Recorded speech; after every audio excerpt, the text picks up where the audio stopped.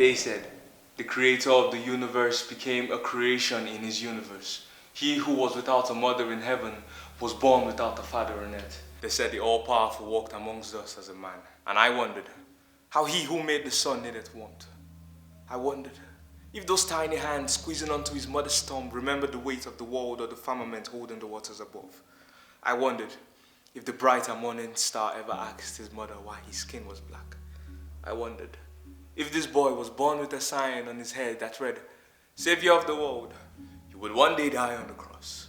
Or if he was just like us, like me, born or born to eventuality, a random variable in the infinite numbers of possibilities, a victim to the length of time and the chances and choices of those before me, lost as innocent as they come, stripped of any memory, yet saddled with one burden on my back as I gallop through the sands of time to know who I am. And for 23 years and a half, I have struggled to keep this fire burning from within. For my father barely taught me the way of my people. My mother told me no stories about the hawk and the eagle, and I was too shy, too afraid, just unable to ask my mother why she had no tribal mark etched onto her cheekbones, why my father calls me a prince when I'd never seen him sit on no throne, to ask why I wasn't brought up in the fullness of my heritage, why I wasn't given a map to my roots. Maybe they had changed. Maybe my parents became indifferent to the culture and some of its practices. Maybe it was never passed on to them. The secrets, the truths, the histories, the way of life, the bond, the love. Maybe this fire along past the line of our roots somewhere was severed. And the love my father knows was the one handed down to him. The type of love that wrapped his good intentions in the box of strict discipline, that as a child it became disrespect to be curious of your elder ones, disrespect to ask my father why he was almost crippled, disrespect to rebel when he says that my hair should be as low as the bow I offer to him every morning, uttering the first words I learnt as Benin. Naya Baba. So instead, my guardians pride themselves in leading us in the way of the Lord, for they claim that we are spirits from heaven, molded in our mother's womb by God. But they forget that this spirit has a body, and that this body is earth, is land. Earth and land upon which our ancestors walked. They forget the worship of my great-grandfather and the deity he offered sacrifices to. If only they remembered the graven images of the idols they carved, then I wouldn't be afraid if the spirits come to visit in my dreams.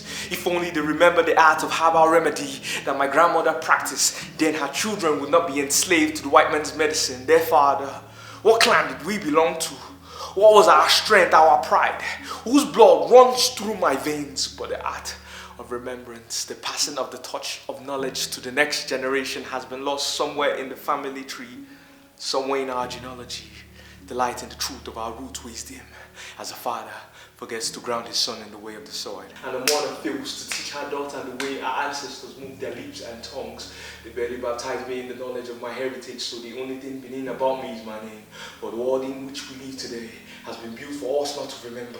Society has its own agenda, to let the white man slither its ways into our culture, to poison tradition, to give us broken lenses and distort our truth. They build their monuments, we learn their histories, we forget our roots. But I believe that Africa has never lacked the strength to fight for the missing pieces of the puzzle, strength to take back the light that has been stolen, light used by our ancestors to lead us to remembrance, that we also should learn to lay down lamps to every footprint we leave behind on the paths of lives, that our children will be able to journey safely back and forth through time, and when they are born into this world, they will not be blind, they will not be lost, for history will surround them and remind them of who they are.